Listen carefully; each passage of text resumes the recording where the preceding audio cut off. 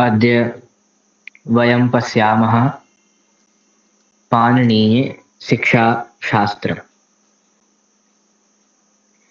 पूर्व में हमने जाना कि पाणिनीय शिक्षा का एक मूलभूत परिचय। अब मैं आपको आज भी एक परिचयात्मक ही संस्कृत व्याकरण का परिचय और थोड़ा और पाणिनीय शिक्षा में हम बढ़ते हैं इसी तरह से धीरे धीरे। तो संस्कृत व्याकरण में जैसा हमने जाना कि 3 आचार्य हैं, पाणिनि, कात्यायन और पतंजलि। उसी में भगवान पाणिनि जी का जो ग्रंथ है अष्टाध्यायी, वह 4000 सूत्रों वाला है। वह ग्रंथ जो है पूर्व काल में पढ़ने में बहुत सरल था। पहले उसका पठन पाठन बहुत होता था, परंतु जैसे जैसे समय बीतता गया, लोगों की बुद्धि में विकलता बढ़ती गई, हमारी बुद्धि मंद होती गई, तो उन 4000 सूत्रों का अध्ययन अब लोक में प्रशंसा में नहीं रहा। अब जो है नव्य व्याकरण में भट्टोजी दीक्षित की सिद्धांत कौमुदी चलती है, जो कि पाणिनि जी के ही सूत्रों की भाष्य है, टीका है। वह जो सिद्धांत कौमुदी नामक ग्रंथ है वह भी इतना बड़ा है कि साधारण जो संस्कृत के छात्र हैं उसको नहीं पढ़ पाते हैं। तो उससे भी एक लघु ग्रंथ उन्हीं के शिष्य जो भट्टोजी दीक्षित, जिन्होंने लघु सिद्धांत कौमुदी लिखी, उनके जो शिष्य हैं वरदराजाचार्य जी, उन्होंने लघु सिद्धांत कौमुदी की संरचना की, जिसमें पाणिनि जी के सूत्रों के जो 1100-1200 लगभग उसमें सूत्र हैं, जो महत्वपूर्ण सूत्र हैं, जिनको पढ़ने के बाद आप व्याकरण में भली प्रकार प्रवेश ले लेते हैं। तो यह ग्रंथ जो है अभी बहुत पठन पाठन में है, लघु सिद्धांत कौमुदी। अब हम लोग थोड़ा जानते हैं सूत्रों के बारे में कि सूत्र का अर्थ क्या होता है। तो सूत्र का एक लक्षण बताया गया है, अल्पाक्षरम संदिग्धम सारवद विश्वतो मुखम अस्तोभम अनवद्यम च सूत्रम सूत्रविदो विदुः।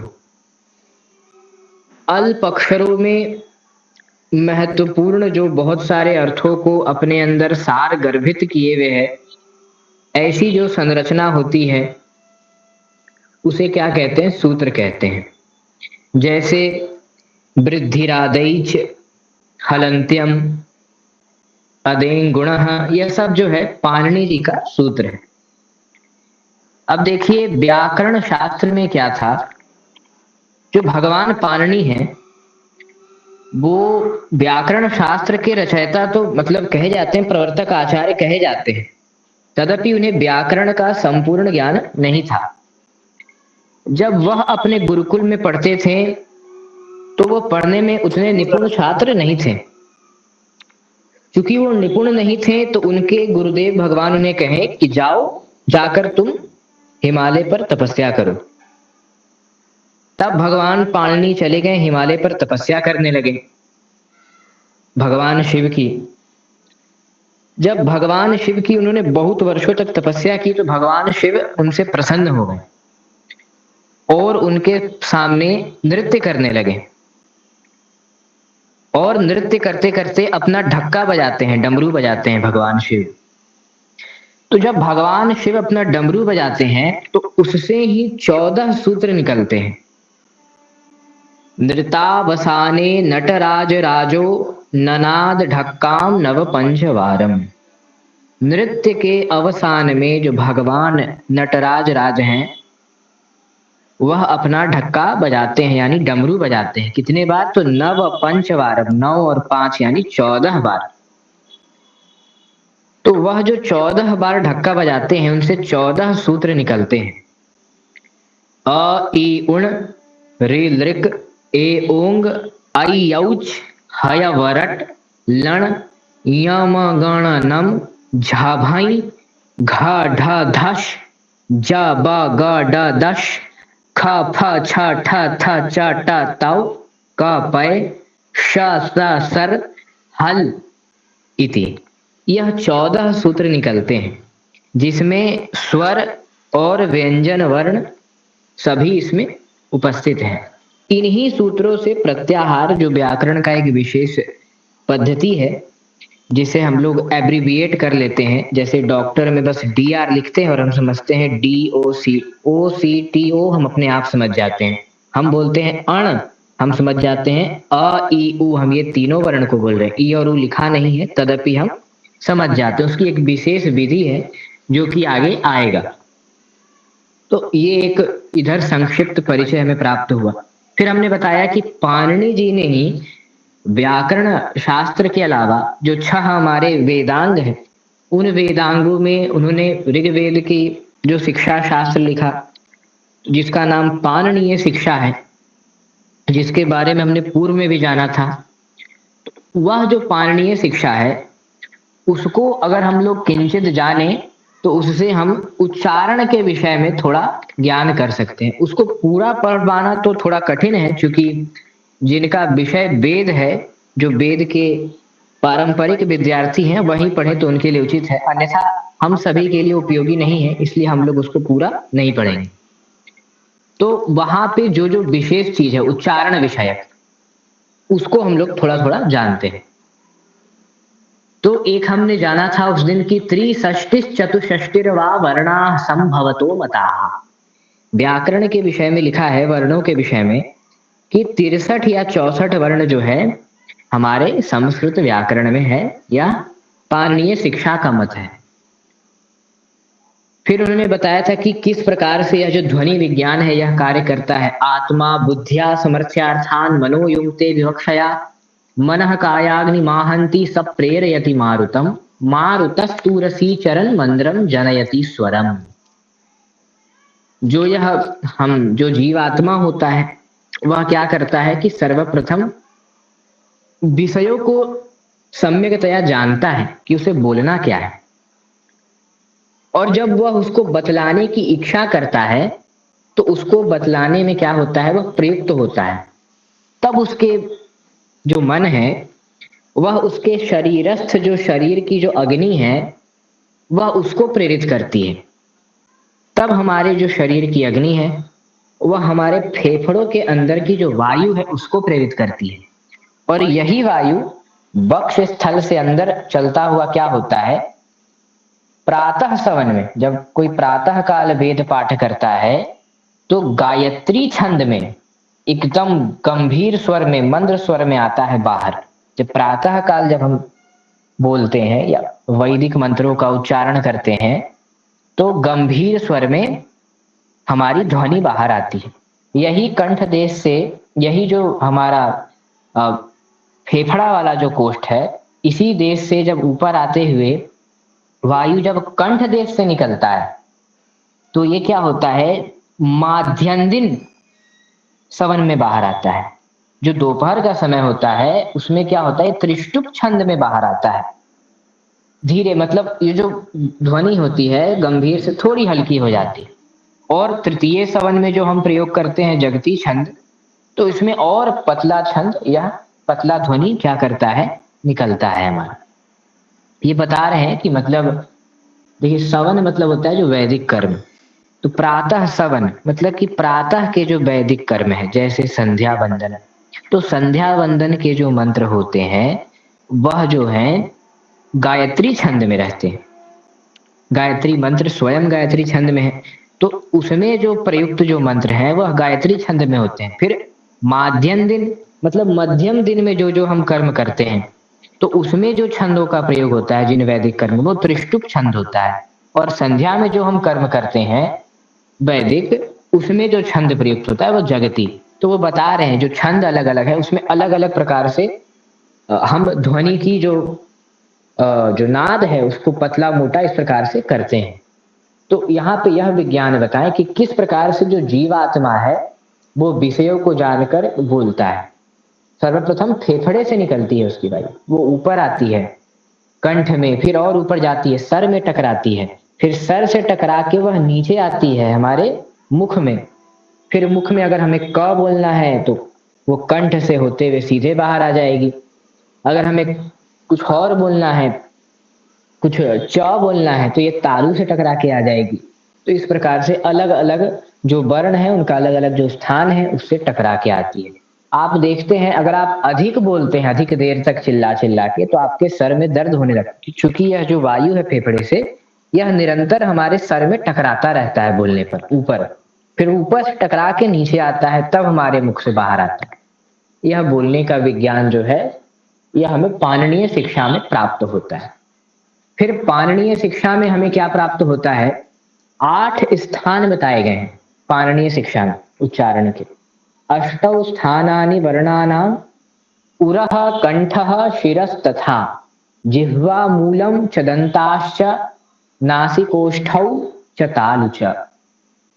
8 स्थान बताए गए हैं। पहला उर कहा गया है, उर मतलब होता है हृदय, हृदय से, कंठ से, हृदय प्रदेश को मतलब यह जो वक्ष स्थल का जो प्रदेश है इसको कह रहे हैं, हृदय से, फिर कंठ से, सिर से, सिरस तथा जिह्वा मूल, जिह्वा के पीछे वाले भाग से, फिर दंत से, नासिका नाक से, ओंठ से, फिर तालु जो जहां हमारा जीव विश्राम करता है, ऊपर का जो स्थान है।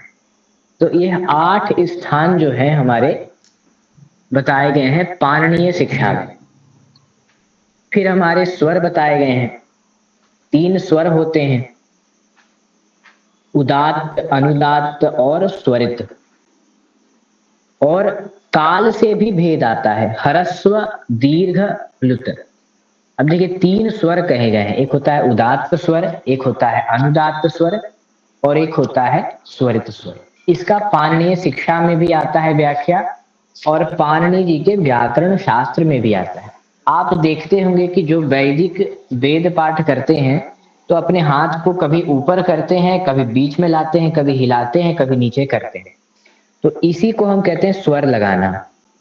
पूर्व काल में जो वैदिक पाए जाते थे उन्हें स्वरों का बहुत सम्यक ज्ञान था।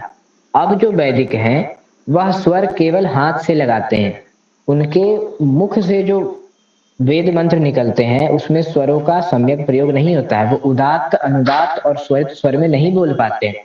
सभी लोग एक ही स्वर में बोलते हैं, या तो कोई उदात्त बोलता है, या तो कोई स्वरित बोलता है, नहीं तो अनुदात्त स्वर में बोलता है। लेकिन जो हाथ है वो ऊपर नीचे करते हैं तो ऊपर उठता है, मतलब ये उदात्त है, बीच में है तो स्वरित है, सबसे नीचे गया तो अनुदात्त है। स्वर वो जानते हैं हाथ का, क्योंकि वह उन्होंने याद रखा है। लेकिन जो विज्ञान है बोलने का, यह संस्कृत विद्या से अब लुप्त हो गया है, उदात्त, अनुदात्त और स्वरित। लेकिन हमें इसके विधि का जो केवल जो व्याख्या है वह हमें अभी भी शास्त्रों में प्राप्त होता है कि उदात्त क्या होता है। तो भगवान पाणिनि जी ने अपने व्याकरण शास्त्र में लिखा है कि उच्चैहि उदात्तः, मतलब जो ऊंचा बोला जाए। कोई इस प्रकार से इसका अर्थ निकालते हैं, या कोई कहते हैं कि तालवादीषु स्थानेषु ऊर्ध्वभागे निष्पन्नो अच उदात्तः। जो हमारे मुख में जो उच्चारण स्थान है उसके अगर ऊपर वाले भाग से कोई उच्चारण निष्पन्न होवे तो उसको हम क्या कहते हैं? उन स्वरों को हम कहते हैं उदात्त स्वर। फिर लिखा है कि तालवादीषु स्थानेषु अधोभागे निष्पन्नो अजनुदात्तः।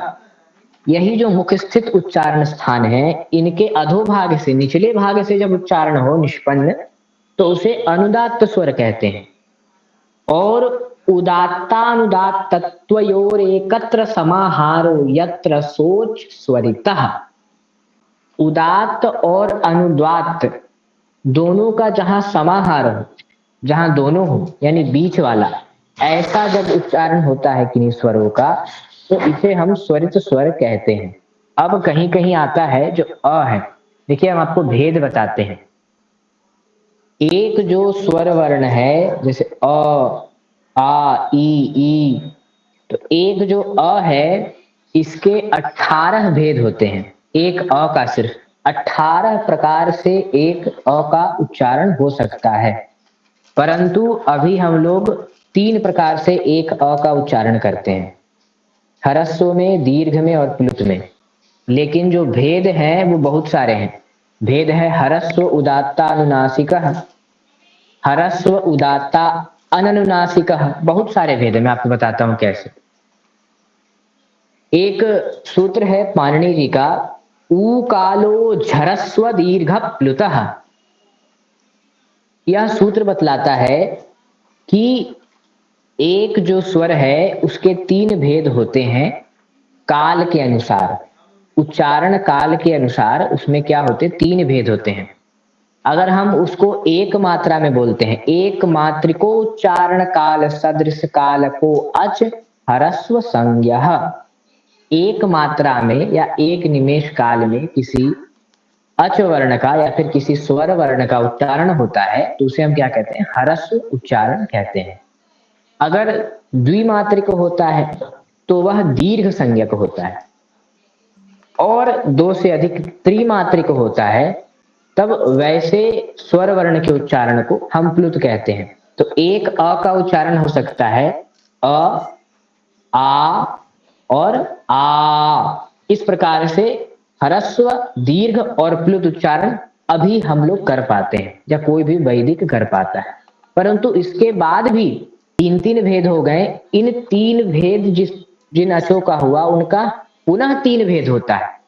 तब प्रत्येकम उदात्तादि भेदेन त्रिधा, जिनका यह जो 3 भेद हुआ जिन स्वर वर्णों का, जैसे इस अ का 3 भेद हो गया ह्रस्व दीर्घ प्लुत, अब इसका 3 और भेद होगा, यानी यह 9 भेद का हो जाएगा। कैसे? तो उदात्त अनुदात्त स्वरित, एक ह्रस्व उदात्त, एक ह्रस्व अनुदात्त, एक ह्रस्व स्वरित, एक हो जाएगा दीर्घ उदात्त, एक हो जाएगा दीर्घ अनुदात्त, एक हो जाएगा दीर्घ स्वरित, एक हो जाएगा प्लुत उदात्त, एक हो जाएगा प्लुत अनुदात्त, एक हो जाएगा प्लुत स्वरित। 9 प्रकार के एक अ का उच्चारण हो गया। लेकिन अभी उदात्त, अनुदात्त और स्वरित का उच्चारण है ही नहीं लोक में, न वैदिक ही इसे जानते हैं। अब यह जो 9 भेद हुए एक स्वर वर्ण का, पुनः इसका 2 भेद और होता है, 2-2 भेद। कैसे?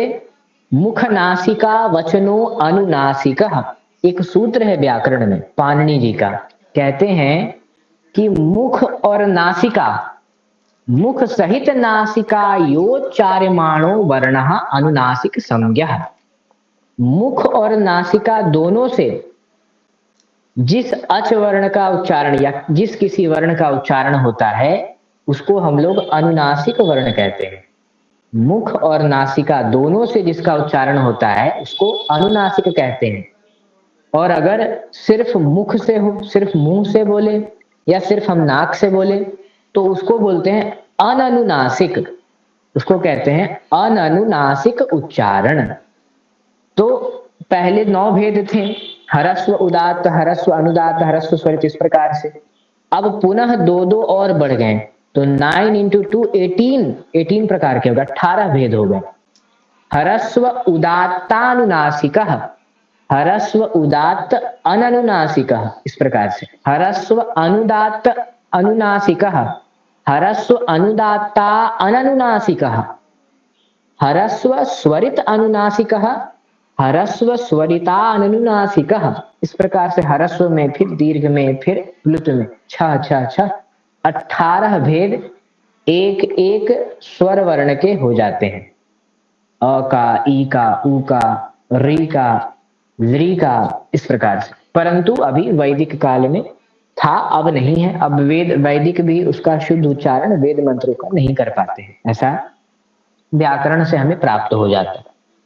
फिर उसके बाद व्याकरण शास्त्र में उच्चारण के विषय में भी बताया गया है कि किन किन वर्णों का जो उच्चारण है कहां कहां से होना चाहिए। हाँ, एक चीज और लिखा है कि किसका 18 भेद होता है और किसका 12 ही भेद होता है। इसके विषय में भी लिखा है कि अ, ई, उ, री, यह जो 4 वर्ण है अ, ई, उ और री, यह 4 वर्णों के प्रत्येकम अष्टादश भेदा, इन सभी के 18 भेद होते हैं। एक अकार का 18 प्रकार से उच्चारण व्याकरण शास्त्र के अनुसार हो सकता है, परंतु अभी हम लोग 3 से ज्यादा नहीं कर सकते हैं। अगर कोई कहता है कि हम 3 से ज्यादा करते हैं तो वह आपको झूठ बोल रहा है। ऐसा हमारे गुरुजनों ने, काशी के गुरुजनों ने कहा है। अगर ऐसा कोई कहता है, सभी गुरुजन यही कहते हैं कि वह वैदिक नहीं है, वह ढोंग कर रहा है। तो 3 प्रकार से कर सकते हैं। फिर उसके बाद अ ई उरी, इसका 18 प्रकार से क्या होता है, उच्चारण हो सकता है। अब जो एक वर्ण है लृ वर्ण है, हमारे जो संस्कृत व्याकरण है इसमें स्वर वर्णों की संख्या कितनी है, तो स्वर वर्णों की इसमें संख्या है 9। अ ई उ री लृ ए ओ आई औ, ये 9 स्वर वर्ण हमारे संस्कृत शास्त्र में है। अ ई उ री लृ ए ओ आई औ, यह 9 वर्ण हमारे संस्कृत शास्त्र में है। तो अ ई उ री के 18 भेद होते हैं, वो कैसे आप लोग सभी जाने। अब लृ के भेद के विषय में बता रहे हैं कि लृ वर्णस्य द्वादशः तस्य दीर्घाभावः। जो लृ वर्ण है उसका बस 12 ही प्रकार होता है, उसमें क्या होता है कि दीर्घ का भेद नहीं होता है। जैसे हरस्व उदात अनुनासिका, रस्व उदात अनुनासिका, प्लुत उदात अनुनासिका, प्लुत उदातानुनासिक, इस प्रकार से 6 तीनों में बनेंगे। दीर्घ उदात अनुनासिका, दीर्घ उदात अनुनासिका, दीर्घ अनुदात, दीर्घ अनुदात अनुनासिका, दीर्घ स्वरित अनुनासिका, दीर्घ स्वरित अनुनासिका। यह जो दीर्घ का जो 6 भेद है वह लृ वर्ण में नहीं पाया जाता है। लृ वर्ण का जो उच्चारण है हरस्व में होता है और प्लुत में होता है, दीर्घ में उच्चारण लृ वर्ण का नहीं होता है। तो इसके 12 ही भेद होते हैं। और एचामपि, जो 4 वर्ण बच गए ए ओ आई औ, इन 4 वर्णों का भी जो उच्चारण है यह 12 प्रकार से ही होता है, क्योंकि इसमें हरस्व का अभाव होता है। इसमें हरस्व में इसका उच्चारण होता ही नहीं। जो ए आई ओ औ जो 4 वर्ण है यह तो ई और अ से और उ और अ से मिलकर के बना है। तो यह जो वर्ण है इसका क्या होता है, ये पहले से ही दीर्घ होते हैं, इसका हरस्व उच्चारण नहीं हो सकता है। इसके विषय में बताया गया है। फिर आगे क्या बतलाया गया है कि किन वर्णों का उच्चारण कंठ से होता है, किनका तालु से होता है। इस विषय में बहुत अच्छा वर्णन हमें प्राप्त होता है। लिखा है अकूह विसर्जनीया नाम कंठः, अकूह विसर्जनीया नाम कंठः। अकार का जो उच्चारण है, जो अ हम बोलते हैं, इसका उच्चारण हमारे कंठ देश से होता है। ये कंठ से अगर हम बोलते हैं तो ये सबसे शुद्ध उच्चारण हम लोग कर रहे हैं, ऐसा माना जाएगा। फिर कु मतलब कवर्ग, क ख ग घ ग, यह जो 5 वर्ण है कवर्ग का, इसका भी उच्चारण जो है कंठ देश से ही होता है। फिर हमारा आता है ह का भी जो उच्चारण है वह कंठ से ही होता है। और विसर्गों का रामः, तो म के बाद जो विसर्ग है उसका उच्चारण भी कंठ से होता है, ऐसा वर्णन है। किसका किसका, अ का, कवर्ग का, ह का और विसर्ग का। अ क ख ग घ ग और विसर्ग जहां पे आएगा। फिर उसके बाद वर्णन है कि इचु यशानाम तालु, इचु यशानाम तालुहु। ई जो होता है, ई हम जो वर्ण बोलते हैं इसका उच्चारण होता है तालु से होता है। जो हमारे दंत के पीछे का जो प्रदेश होता है, ऊपर वाले दंत के पीछे का जो प्रदेश है उसको तालु बोलते हैं। तो तालु से उच्चारण होता है ई का और चवर्गों का, यकार का और तालव्य श का। ई च छ ज झ ञ य श, ये जो है इनका तालु से उच्चारण होता है। फिर एक है हमारा मूर्धा, तालु के जो पीछे का प्रदेश है, ऊपर में ही दंत के जो पीछे हो जाता है ऊपर में वो तालु, और तालु के पीछे हम थोड़े जीव को और ले जाते हैं तो वो मूर्धा होता है। तो ऋतु रसाणाम मूर्धा, ऋकार, टवर्ग, र और मूर्धन्य श, इन सब का जो उच्चारण है यह मूर्धा से होता है। रि, फिर ट ठ ड ढ अण र श, इन सब का उच्चारण मूर्धा प्रदेश से होता है। कुछ ऐसे हैं जिनका उच्चारण दंत प्रदेश से होता है। लृ, जो अभी हमने जाना स्वर वर्ण लृ के बारे में, यह जो लृ वर्ण है इसका उच्चारण कहां से होता है, दंत से होता है लृ। फिर त तवर्ग में जो वर्ण आते हैं त, थ, द, ध, न, इन सब का उच्चारण दंत से होता है। फिर ल का उच्चारण भी दंत से होता है।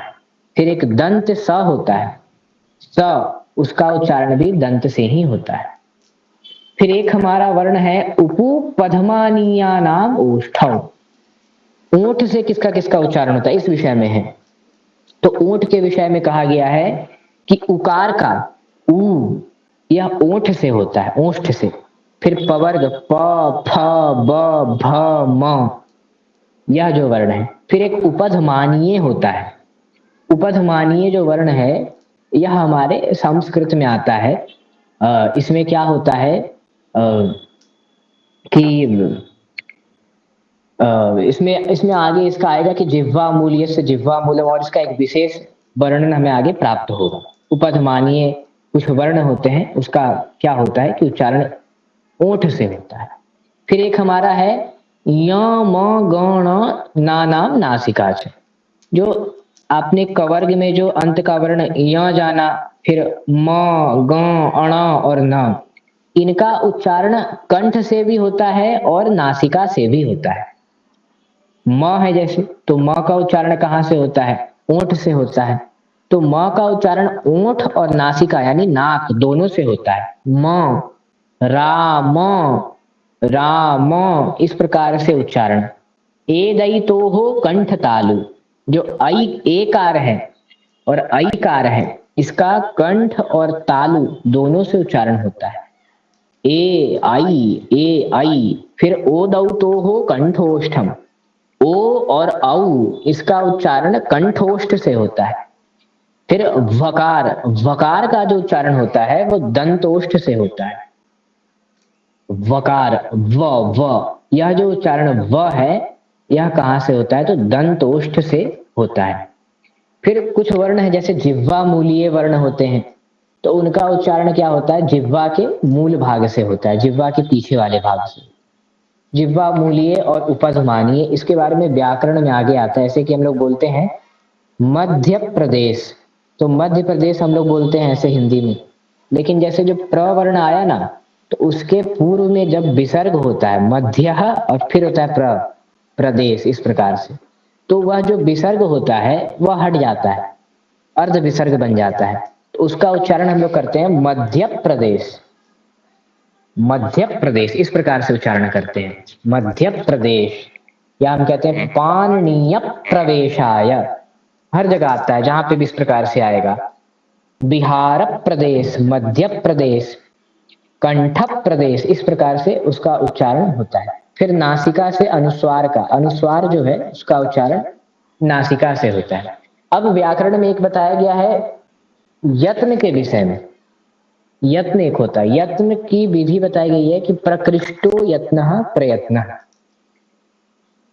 अगर हम किसी को उच्चारण करने के लिए जो प्रकृष्ट विशेष यत्न करते हैं, विशेष आयास करते हैं, उसी को हम प्रयत्न कहते हैं। किसी वर्ण के उच्चारण में जो हम विशेष यत्न करते हैं उसी को प्रयत्न कहते हैं। और वह जो यत्न है वह दो प्रकार से होता है, एक होता है आभ्यंतर, एक होता है बाह्य। जो आभ्यंतर यत्न है वह भी 5 प्रकार का होता है, स्पृष्ट, ईशत स्पृष्ट, विवृत, ईशत विवृत और संवृत, इस प्रकार से। फिर जो हमारा बाह्य प्रयत्न है, बाह्य प्रयत्न जो है वह हमारे 10 प्रकार के होते हैं, विवार, संवार, श्वास, नाद, घोष, अघोष, अल्प प्राण, महाप्राण, उदात्त, अनुदात्त और स्वरित, यह 2 प्रकार के यत्न बताए गए हैं। तो इसमें अभी बहुत विषय है, और इसी में भी जैसे पदमानीय है, हमारा जिह्वा मूल्य है, यह विषय भी बहुत बड़ा है। क्यों इंद्रिय वर्ण का दीर्घ का अभाव होता है, क्यों एच वर्णों का ह्रस्व का अभाव होता है, इसमें बहुत सारे विशेष बताए गए हैं। जब हम शास्त्र को और गंभीरता से देखेंगे तो हमने बस एक आपको इसका जो विशेष बातें थी ऊपर ऊपर से हमने आपको बताया। अभी इसमें बहुत गूढ़ तरीके से इसका अर्थ है जो कि संस्कृत में पाया जाता है। तो आज हम लोग इसको यहीं तक जान के मैं अपनी वाणी को विराम दूंगा। अगर आप कोई प्रश्न पूछना चाहते हैं तो आप सभी सादर आमंत्रित हैं सभी। पहले तो बहुत बहुत धन्यवाद आपका। इतने अच्छे से हम लोग बचपन में भी शायद पढ़े थे कि नहीं, याद नहीं है, लेकिन बहुत सुंदर। किन्हीं का कोई प्रश्न हो या कुछ जानना चाहते हो, पूछना चाहते हो तो प्लीज आप लोग पूछ सकते हैं।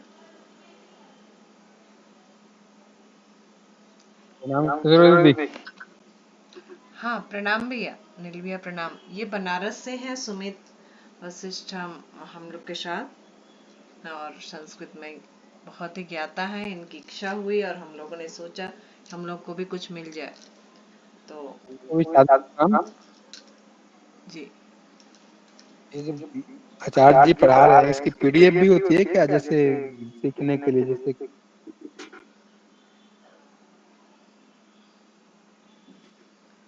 पीडीएफ किताब है भैया? जरूरी इसकी पुस्तक है, पाणिनीय शिक्षा नाम की पुस्तक है, मैं भेजूंगा। और एक लघु सिद्धांत कौमुदी है, ये मैंने बहुत जगहों से बताया है। ऐसे पुस्तक का नाम है पाणिनीय शिक्षा और लघु सिद्धांत कौमुदी। यह संज्ञा प्रकरण का है, प्रथम चैप्टर है। आचार्य जी बुक से ही पढ़ा रहे हैं? जी जी जी, यह पुस्तक का ही विषय है। अच्छा, नहीं लोग पीडीएफ पे डालते हैं ना, जो टाइपिंग वगैरह करके डालते हैं वो दिखाते हैं साथ साथ।